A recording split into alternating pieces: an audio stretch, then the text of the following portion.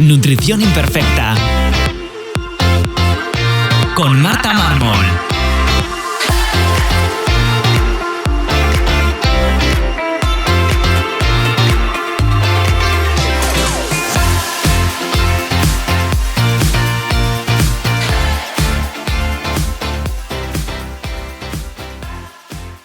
Bienvenidos a Nutrición Imperfecta, el podcast de Marta Mármol.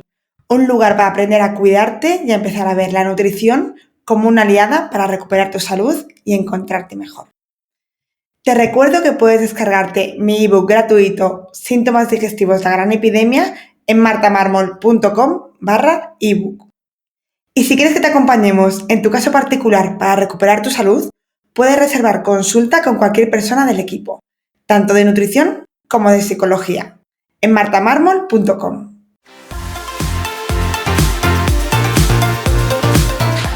Y te recuerdo que si quieres suplementar tu salud con proteínas de calidad o suplementos, tienes mi código de descuento MartaMármol en mayúsculas en la web de Paleobull.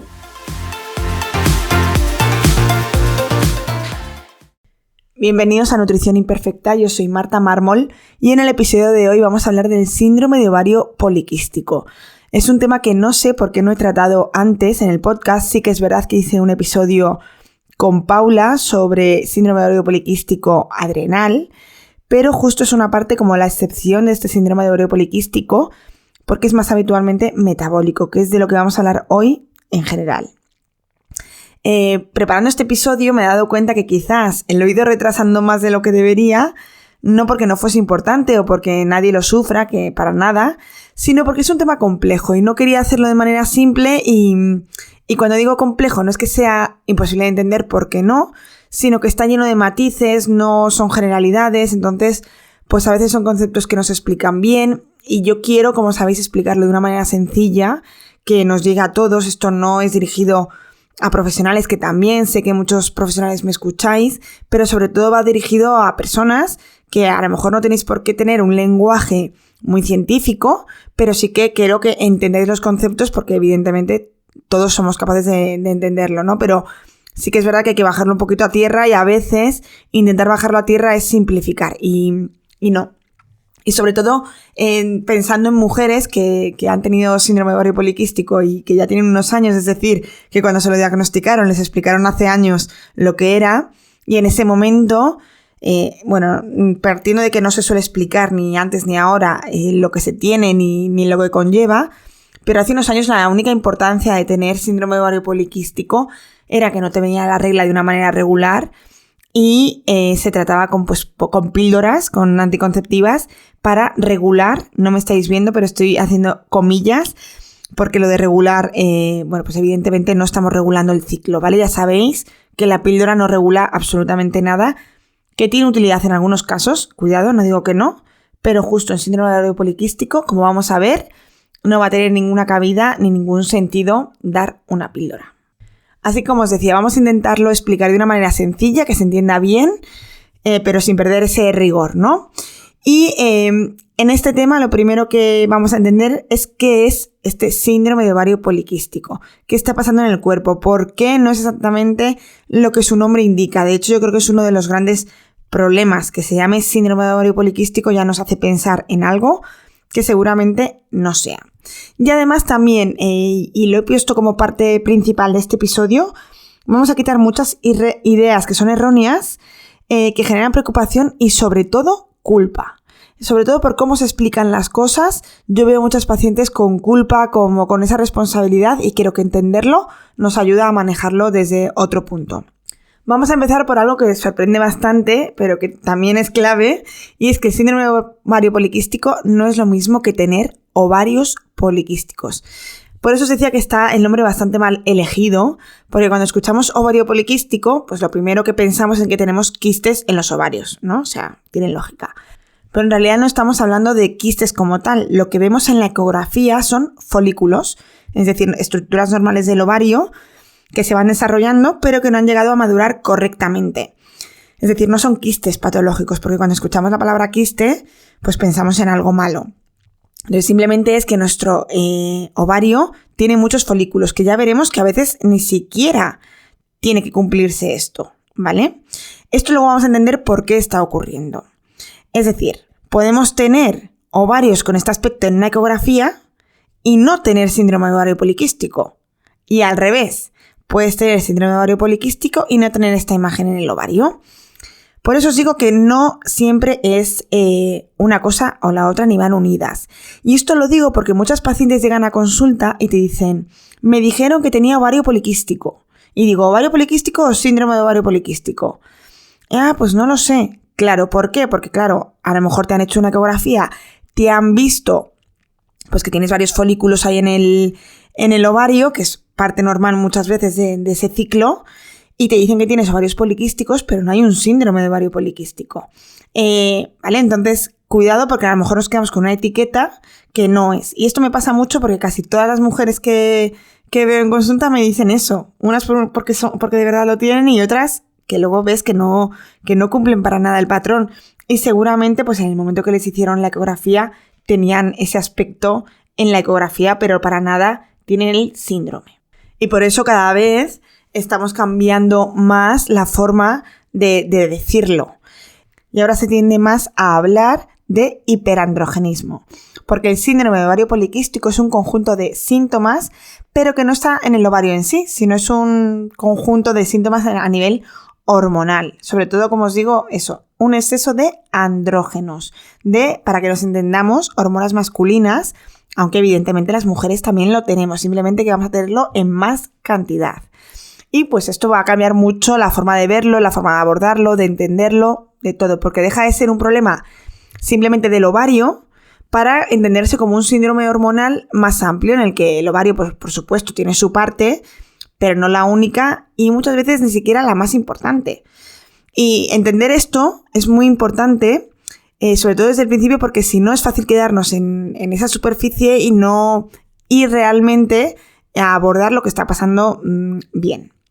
Entonces, una vez que sabemos esto, vamos a ver cómo se diagnostica el síndrome de ovario poliquístico, que también nos va a ayudar a entender qué características tiene y qué características tiene, ¿no? Qué peculiaridades y qué cosas debemos fijarnos para ver qué tiene cada una, porque luego vais a ver que todos los síndromes de ovario poliquístico son diferentes porque no es una forma única de tenerlos. Y eso es lo que os decía al principio, que creo que dificulta todo esto y por eso pues retrasaba el momento de abordar esto en un podcast. En una consulta es mucho más sencillo porque tienes a la persona delante y puedes desgranar todo esto, ¿no? Pero verlo en conjunto es muy importante sin que nos alarmemos y que entendamos que cada uno es distinto. Pues como decíamos, vámonos con el diagnóstico. Lo primero, entender que no hace falta cumplir todo, ¿vale? El diagnóstico que le va a hacer un médico, por supuesto, yo siempre digo que yo en consulta no diagnostico, pero sí que una vez que tenemos el diagnóstico, sí que desgloso lo que tiene cada uno, ¿vale? Entonces, el diagnóstico se basa en varios criterios y se considera que hay SOP, que hay síndrome de ovario poliquístico, cuando se cumplen al menos 2 de ellos. Entonces vamos a ir uno por uno. El primero es tener hiperandrogenismo, que es justo lo que comentábamos antes. Y esto lo podemos ver de dos maneras. A nivel clínico, es decir, por clínica, que tengamos acné persistente, que haya aumento de vello en zonas donde en las mujeres no es habitual, que esto pues son la espalda, la línea de la zona alba, la barbilla, el bigote, el pezón, o que haya también una caída de cabello, una alopecia androgénica, que es sobre todo por la parte de encima de la cabeza, ¿no? Por la parte del flequillo hacia atrás. Que es esa caída, no tiene por qué ser calvicie, tiene que ser alopecia, que se caiga más, que claree. Entonces aquí sí que nos habla de una alopecia androgénica. Cuidado porque puede haber vello, pero no acné, por ejemplo, ni caída de cabello. O sea, como os decía antes, no hace falta cumplir todo. También podemos ver que hay hiperandrogenismo de una manera analítica, es decir, hacer una analítica de sangre y ver los diferentes andrógenos que tenemos elevados en sangre.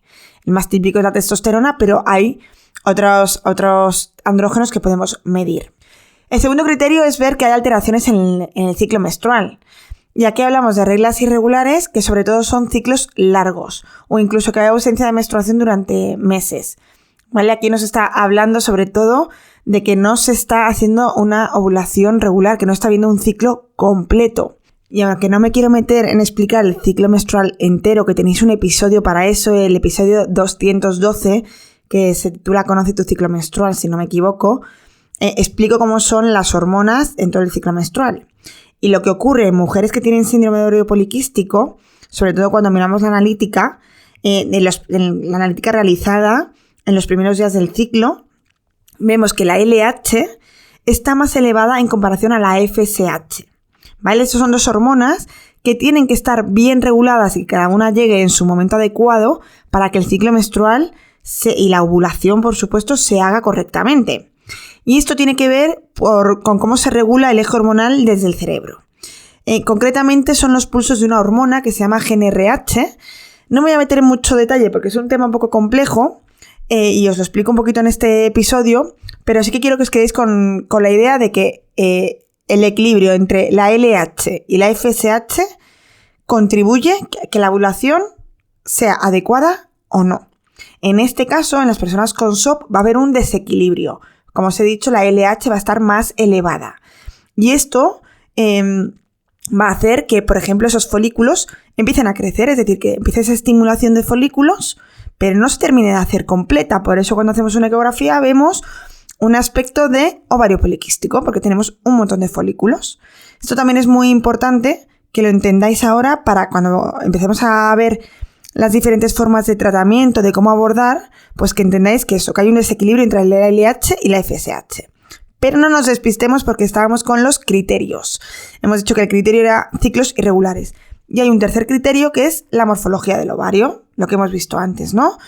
Que como hemos visto que sean quistes, o sea que veamos folículos, un aspecto de ovario poliquístico, ¿vale? Y aunque no es un criterio, sí que tiene sentido que contemos que también podemos encontrarnos en la analítica la hormona antimülleriana elevada. Esto ocurre porque la hormona antimülleriana la producen esos pequeños folículos que se han ido quedando ahí acumulados en el ovario. Entonces, cuanto más folículos hay, más antimülleriana se produce. Entonces, que sepamos que esto no es un criterio diagnóstico en sí, pero bueno, también nos da una información útil, ¿vale? Con esto ya sabemos los criterios diagnósticos, pero no estamos entendiendo por qué ocurre todo esto. Y es entender realmente qué está pasando en el cuerpo. Y entonces aquí vamos a hablar que en la mayoría de los casos, que no en todos, que es lo que os decía antes que hice un podcast con Paula sobre el síndrome de ovario poliquístico adrenal, pero en la gran mayoría de los casos hablamos de un síndrome de ovario poliquístico de tipo metabólico. Y aquí la protagonista es la insulina. Voy a ver si lo puedo explicar de una manera muy sencilla. La insulina es una hormona que ayuda a que la glucosa que esté en sangre entre en las células, como si fuese la llave que permite abrir la puerta de la célula para que entre. ¿Qué pasa en algunas personas? Que esta cerradura, este receptor, no responde igual de bien, es decir, hay una resistencia a la insulina. Esto seguro que os suena pues de personas prediabéticas, ¿no? Entonces, el cuerpo, que es muy listo, dice, bueno, pues si no me está respondiendo bien a esta insulina, ¿qué hago yo? Compenso produciendo más insulina. Y aquí viene el punto clave, que es lo importante. Este exceso de insulina no solo va a afectar al metabolismo, también estimula directamente al ovario produciendo más andrógenos. Es decir, más insulina significa más andrógenos. Por eso vemos hiperandrogenismo del que hablábamos antes. Y además estos andrógenos pues van a interferir en la evolución, que esto es lo que explica esos ciclos irregulares. Pero hay algo importante, y es que esto no aparece de la nada. Esto no es consecuencia de hacerlo mal, como ocurre, bueno, tampoco es que sea de hacerlo mal, sino no es una consecuencia de los hábitos, como ocurre, por ejemplo, en una persona prediabética, una diabetes tipo 2, ¿no? Sino que aquí hay una predisposición genética de que hay personas con más tendencia a desarrollar esa resistencia a la insulina y esta respuesta hormonal. Y aquí es donde yo os hablaba antes de cómo enfocar las cosas para no hablar de la culpa. Porque una persona que tenga síndrome de ovario poliquístico no es consecuencia de una mala alimentación, unos malos hábitos y por tanto han generado resistencia a la insulina y por tanto tienen este contexto hormonal. No, es al revés. Por supuesto que el estilo de vida puede influir y de hecho lo vamos a utilizar a nuestro favor para el tratamiento. Pero yo creo que es importante entender esto, sobre todo para no culpabilizar, porque tendemos cada vez más a culpabilizar a las personas de las patologías, de las situaciones que tengan, de la condición de salud que tengan, porque como los hábitos nos ayudan a mejorar, pensamos que toda consecuencia, toda enfermedad viene de haber hecho algo mal antes. Y una cosa muy importante es que cuando hablamos de resistencia a la insulina, muchas veces esperamos ver en sangre la glucosa alterada o incluso medidores como la hemoglobina glicosilada elevada también, pero esto no tiene por qué ser así. De hecho, muy pocas veces es así. Ya es así cuando hay una larga evolución. Vamos a encontrarnos en la mayoría de las mujeres con shock metabólico que la glucosa en sangre esté completamente normal. Pero lo que tenemos que mirar es la insulina en sangre. Es verdad que una insulina en ayunas, pues oye, no nos va a medir igual que si midiésemos la insulina después de haber comido, ¿no? Pero ya sabéis que los análisis se suelen hacer en ayunas y con esto podemos ya interpretar y tener unos rangos mucho más pequeños de lo que esperamos de encontrarnos de insulina. Como ya sabéis, pues el cuerpo está compensando esa producción de insulina, está generando más y por tanto la vamos a encontrar más alta sin necesidad de encontrarnos la glucosa elevada. Y aunque este es el síndrome de ovario poliquístico o hiperandrogenismo del que vamos a hablar más, del metabólico, sí que es muy importante entender que los andrógenos, hemos hablado de los andrógenos que se producen en el ovario, pero no es la única fuente de andrógenos. También se producen en las glándulas suprarrenales, esas glándulas que encontramos encima de los riñones, por eso se llaman así. Y cambia mucho el enfoque dependiendo de dónde se están produciendo esos andrógenos. Porque cuando el origen es del ovario, como en el síndrome de ovario poliquístico metabólico, el que hemos comentado, el problema suele ser pues relacionado con esa insulina. Pero cuando el origen es suprarrenal, muchas veces está más en juego factores como el estrés, el eje hipotálamo-hipófisis suprarrenal o incluso alteraciones que hay que valorar pues de otra manera más específica, ¿no? Y ya os digo, no me voy a meter aquí porque tenéis un episodio con Paula que os lo dejaré enlazado, pero sí que quiero que te quedes con la idea esa de que no todo hiperandrogenismo es metabólico, aunque sí la mayoría. Y también, muy importante, podemos encontrarnos cuadros mixtos, en el que haya un exceso de andrógenos y sí que encontremos una parte que tenga relación con la insulina y que otra parte también venga de ese estrés. Pero, como os decía, el diagnóstico, normalmente el diagnóstico no te van a venir con un diagnóstico de suprarrenales, ¿no? No te van a decir, es un síndrome de ovario poliquístico adrenal. No creo. Pero nuestra misión en consulta sí que es estudiar el paciente y decir, vale, la causa viene de esto. Y eso lo podemos ver tanto en analítica como escuchando al paciente y con la historia clínica y con la sintomatología. ¿Por qué? Porque tú imagínate, ahora vamos a ver cómo se trata el metabólico, pero pensad que el metabólico, pues hablamos de que hay una mala gestión metabólica del azúcar, de la glucosa, por esa resistencia a la insulina. Por lo que vamos a ver que una parte va a ser mejorar la alimentación, incluso bajar un poquito los carbohidratos sin pasarnos, ya lo vamos a ver. Pero tú imagínate en un adrenal, en una persona que está con estrés, y yo le quito un poquito más de hidratos, le genero más estrés al cuerpo. Entonces, cuidado con un mal diagnóstico, una mala clasificación, porque podemos hacer todo lo contrario a lo que queríamos. Incluso, pensad en una persona con mucho estrés, si le quito más hidratos, quizás le meten una amenorrea hipotalámica, ¿vale? Que también tenéis un episodio sobre esto. Es decir, es muy muy importante que entendamos muy bien lo que estamos haciendo. Y una vez que ya sabemos lo que es, lo que está pasando, cómo se diagnostica, vamos a entender qué podemos hacer, cómo se aborda. Y por supuesto, no hay un abordaje único para todas las personas con SOP, como ya creo que he dejado claro, ¿no? Dependerá mucho de la causa principal de cada caso. Pero como hemos dicho, el más frecuente es el SOP. Entonces vamos a empezar por ahí. Vamos a ver qué se puede hacer para mejorar esa parte metabólica. Cuando hay una resistencia a la insulina, el objetivo principal será mejorar esa sensibilidad. Entonces, ¿cómo hacemos eso? Lo primero, a través de la alimentación.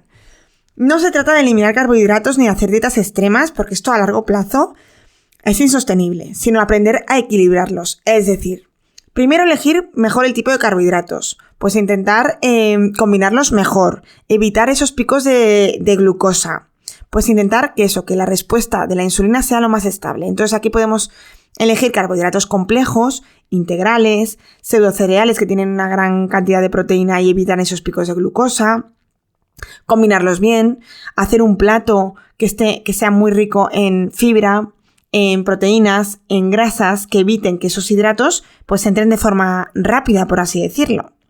Y también el segundo pilar que va muy unido a esto es el ejercicio, sobre todo el ejercicio de fuerza, porque ese músculo va a actuar como ese almacenador consumidor de glucosa y esto mejora mucho esa sensibilidad a la insulina. Por lo tanto, generar músculo y por tanto meter suficiente proteína para generar ese músculo es importantísimo.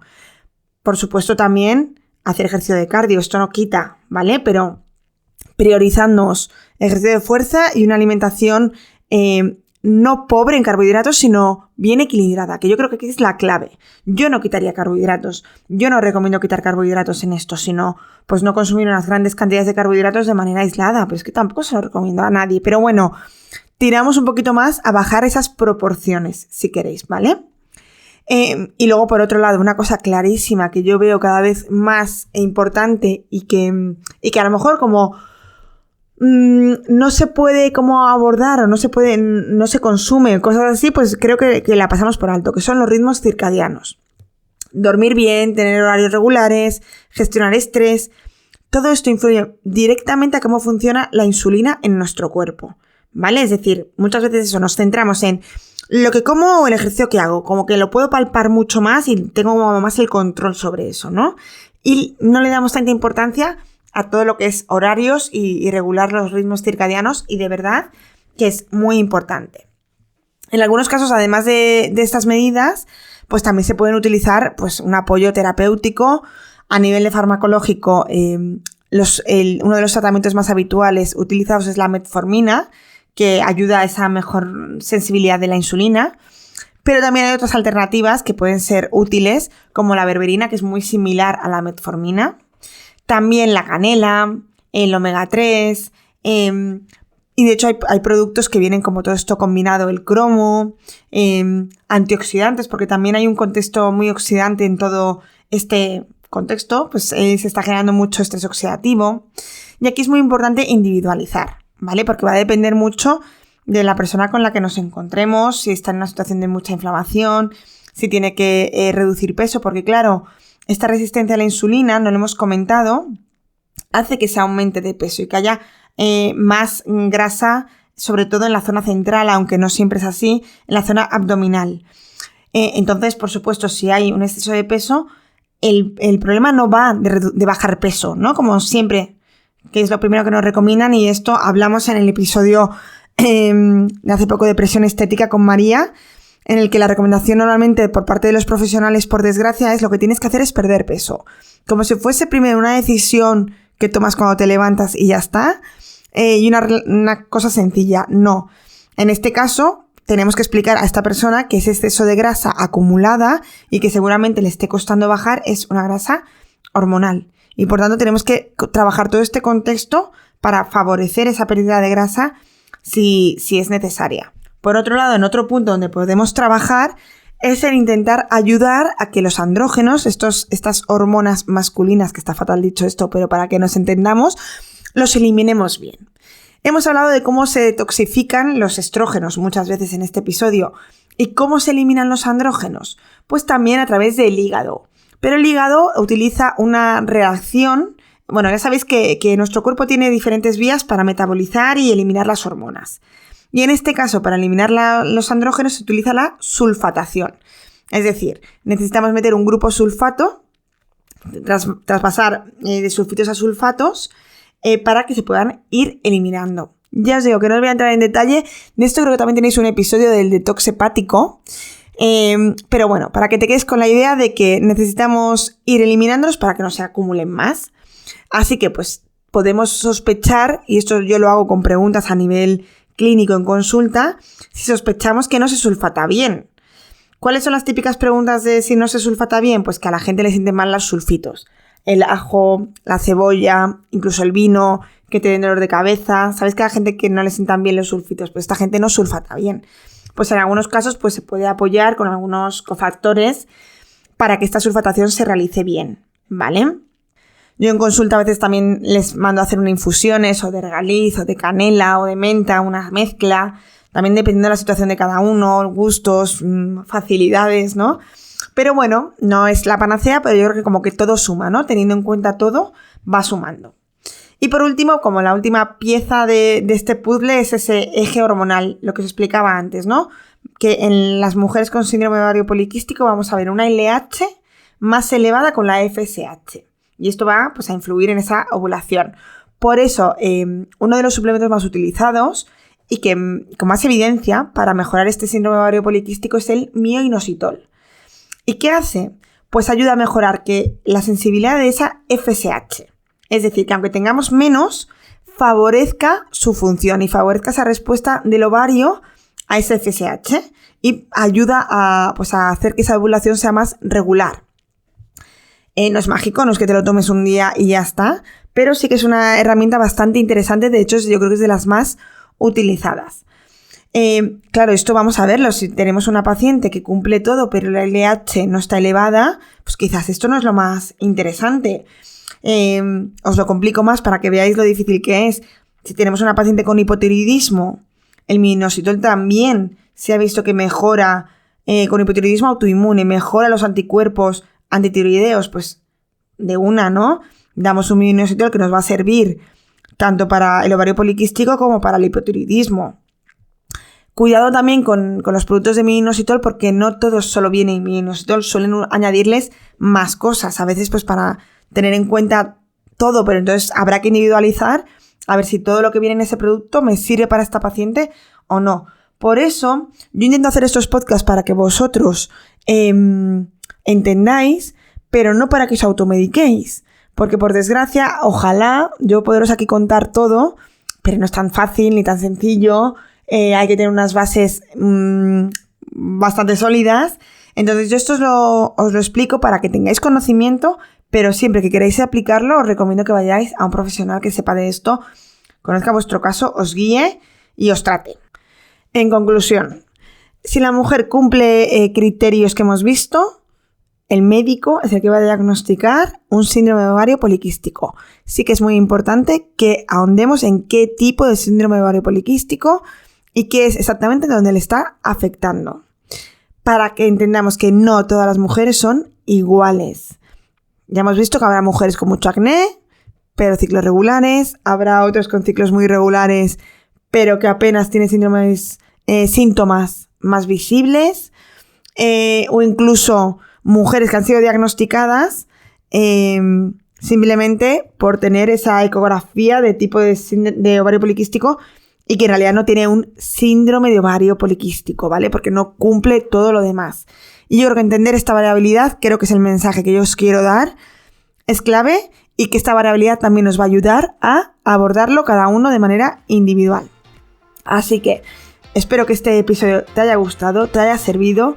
Si eres una mujer que tiene síndrome de ovario poliquístico, que te sirva para entender que se puede hacer un tratamiento individualizado y mejora la sintomatología. Evidentemente no a todos igual y va a depender de lo que nos esté afectado, porque no es lo mismo que esté afectado a nivel suprarrenal que a nivel de la insulina. Y lo que decía es que espero que te haya servido y que si consideras que le puede interesar a alguien, que lo compartas, porque así también me ayudas a llegar a mucha más gente. Nos escuchamos en el siguiente episodio aquí, en Nutrición Imperfecta.